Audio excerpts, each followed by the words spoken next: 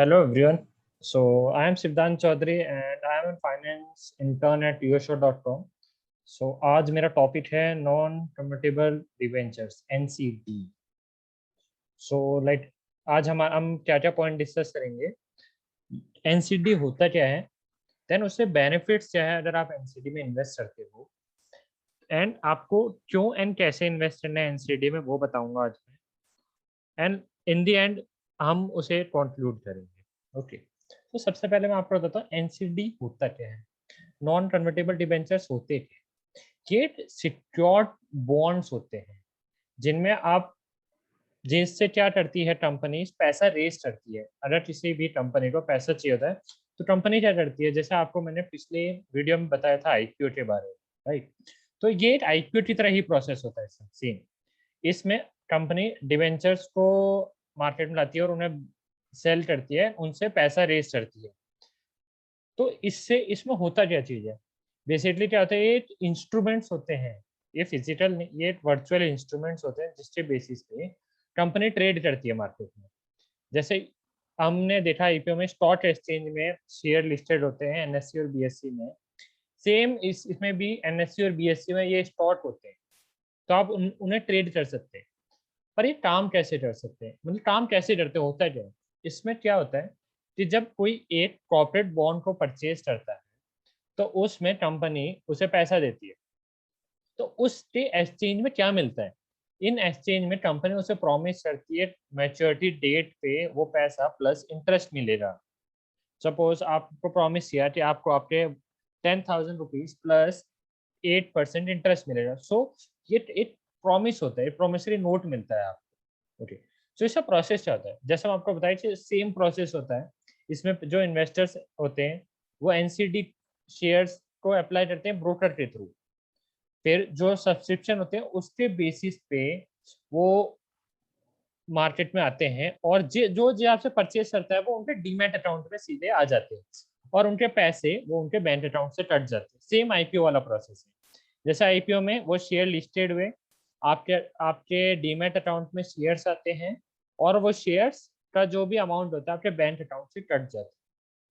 ठीक है, तो बेसिकली दो टाइप के एनसीडीज होते हैं. First one is secured and the second one is unsecured. तो सिक्योर्ड एनसीडीज क्या होते हैं, तो सिक्योर्ड एनसीडीज में क्या होता है कि जब एक कंपनी आपको इंटरेस्ट देने में फेल हो जाती है. कब फेल हो रही, जब वो लॉस में चल रहे होंगे, राइट. तब जो इन्वेस्टर्स होते हैं वो अपना पैसा रिकवर्ड कर सकते हैं. हाउ, लाइक उसमें जो कंपनी के एसेट्स होते हैं उससे लिक्विडिटी होती है कंपनी की. तो उसके थ्रू वो अपना इंटरेस्ट रिकवर कर सकते हैं, जो उनका प्रिंसिपल अमाउंट होता है वो रिकवर कर सकते हैं. और बट इसमें एक चीज होती है कि जो आपका इंटरेस्ट रेट होता है वो बहुत कम होता है. दैट इज लाइक अपन बोल सकते हैं कि अराउंड 5 to 6% वो फिक्स्ड होता है. Okay, then the second one is unsecured NCDs. So इसमें क्या होता है कि we know that high risk high profit. In unsecured there is 8 to 9% of return. But यहाँ पे रिस्क होता है. अगर आपको प्रॉफिट चाहिए तो रिस्क लेना पड़ेगा. इसमें ये होता है कि अगर कंपनी लॉस बना रही है तो वो आपको एट मेच्योरिटी पीरियड पे वो पैसा नहीं दे पा रही, तो आप वहाँ कुछ नहीं कर सकते. इन कंपेयर टू सिक्योर्ड में आप उनके एसेट से अपना पैसा निकाल सकते हो. सो इन अनसिक्योर्ड एनसीडीज आपको वेट करना पड़ेगा till the time company balance पे आती है और आपको वो अपना पैसा देती है. बट जैसे हमें इन्वेस्टमेंट का गोल्डन रूल पता है, high risk high profit. Okay, so आपको एनसीडी में क्यों इन्वेस्ट करना चाहिए, व्हाई नॉट गो फॉर, आप एफडी में क्यों नहीं. एफडी में आपको fixed fixed amount of interest rate मिलता है, बट एनसीडी में क्यों. सो पहले चीज है टीडीएस. आप सोच रहे होंगे टीडीएस क्या होता है. टीडीएस का मतलब होता है टैक्स डिडक्टेड एट सोर्स. तो अगर आपकी अर्निंग एफडी में 10,000 से ज्यादा है तो आपको एक टैक्स पे करना पड़ेगा, राइट. तो अगर आप अर्न कर रहे हो, आपको उसमें गवर्नमेंट को भी आपको टैक्स देना पड़ा, तो अंदर से थोड़ा आता है यार मैंने इतना ही कमाया था और ये टैक्स में दे दिया. तो एनसीडी में क्या होता है, एनसीडी में एक टैक्स स्लैब्स होते हैं अलग अलग. आपको अगर 8 to 9% आप इंटरेस्ट मिल रहा है आपको, तो आपको बहुत नॉमिनल परसेंट का इंटरेस्ट, जो आपका बहुत नॉमिनल टैक्स कटता है. अगर आपका स्लैब 8 to 9% है तो अलग अलग इंटरेस्ट रेट पे. तो इसमें एनसीडी एक अपर हैंड में, अपर साइड में बोल सकते हैं हम, in compare to FDs. Then trade in secondary market, इसका क्या मतलब है? इसमें ये होता है कि जो एफडी होते हैं आप उन्हें बेच नहीं सकते हो, आपके फिक्स पीरियड के लिए आपने बैंक में रख दिए पैसे, वो वहीं रहेंगे। बट एनसीडीज में क्या होता है, आप जो आपके पास, जैसे हम शेयर मार्केट में होते हैं, शेयर मार्केट में हम खरीद बेच सकते हैं, तो एनसीडीज में भी वही होता है। जिस हिसाब से उसके इंटरेस्ट और ये है, उस हिसाब से उसकी वैल्यू बढ़ेगी, तो आप उसे सेकेंडरी मार्केट में बेच सकते हो, तो वो आपको एक अपर हैंड देता है, प्रॉफिट ज्यादा अर्न करने का। The third point is higher return. FDs में फिक्स टाइप ऑफ रिटर्न मिलेगा आपको 5 to 6% ऑफ रिटर्न, बट आप एनसीडीज में 8 to 10% एक नॉर्मल बेसिस पे कमा सकते हो, because there is a golden rule, high risk high return. So अब आप सोच रहे होंगे, okay you want to invest in NCDs, but invest करें कैसे, राइट? या कौन से एनसीडीज में इन्वेस्ट करना है? अब आप कोई भी कंपनी के जाके डिवेंचर्स नहीं उठा सकते हो, नहीं, राइट? तो कौन सी? The first thing is credit rating. क्या होती है क्रेडिट रेटिंग? हर एक कंपनी की अलग अलग क्रेडिट रेटिंग्स होती है। क्राइसल एक कंपनी, एक ऑर्गेनाइजेशन है जो हर एक कंपनी को रेटिंग्स देती है on the basis of their financial liquidity और फाइनेंशियल बैलेंस शीट, जो उनके देखती है कि कंपनी की मार्केट में गुडविल और सब कुछ क्या है। अगर कंपनी को A+ रेटिंग है, इट मीन्स द कंपनी की बहुत अच्छी मार्केट वैल्यू है। तो आपको सबसे पहली चीज होती है क्रेडिट रेटिंग देखनी, right? Then level of debt. इसका क्या मतलब है?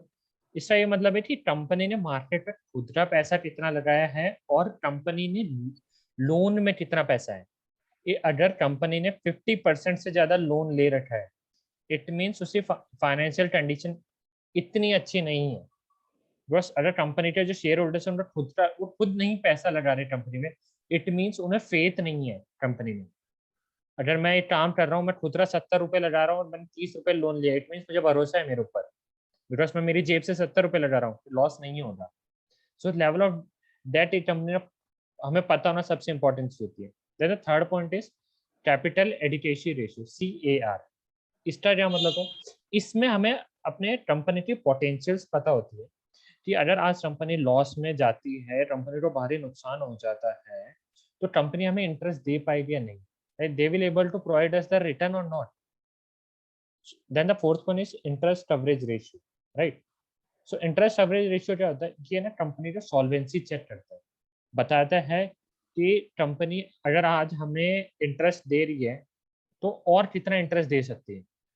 अगर एक कंपनी जो 1.5 से नीचे interest coverage ratio, it means company की हालत अच्छी नहीं है। अगर कंपनी की 1.5 से ऊपर interest coverage ratio, it means company के फाइनेंशियल्स अच्छे हैं, आपको उसमें इन्वेस्ट करना चाहिए। Then the fifth point is provisions for non performing asset. ये नॉन परफॉर्मिंग एसेट्स में मतलब कुछ ऐसी चीजें जो आपने एक साइड में रखी हो, कल को आपने लोन लिया एंड आप लोन नहीं दे पा रहे, तो आपके पास आपके एसेट्स है जो आप बेच के पैसा रिकवर कर सकते हो।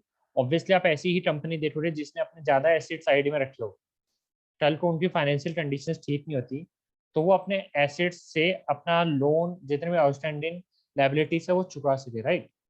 सो minimum 50% of the assets they must keep aside, minimum 50%, इससे एसेट क्वालिटी चेक होता है।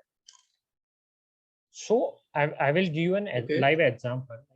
आपको मेरा एग्जांपल देता हूँ कंपनी का, अभी रिसेंट का ही, मुथूट फिनकॉर्प लिमिटेड।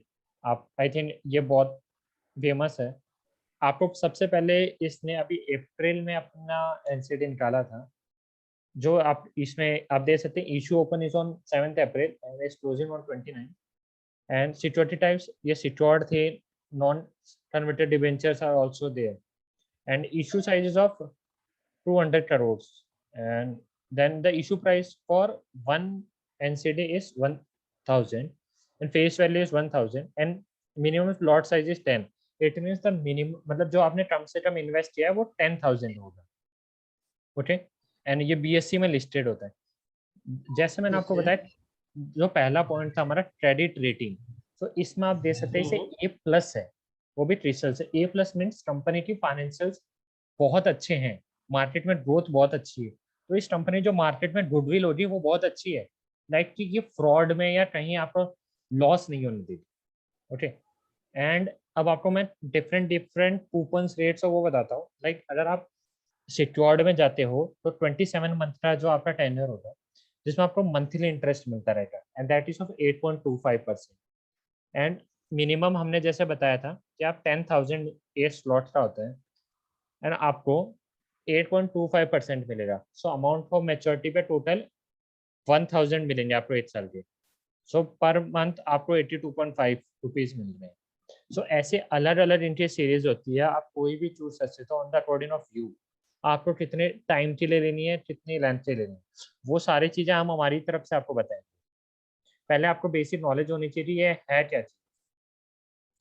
तो मैंने आपको यहाँ फाइनेंशियल कंपनी के फाइनेंशियल्स भी दिखाए हैं कि कंपनी के 31 मार्च या अपने 19 और 20 की जो फाइनेंशियल्स है उसमें कंपनी के पास 18,37,609 रुपीज के एसेट्स थे, राइट।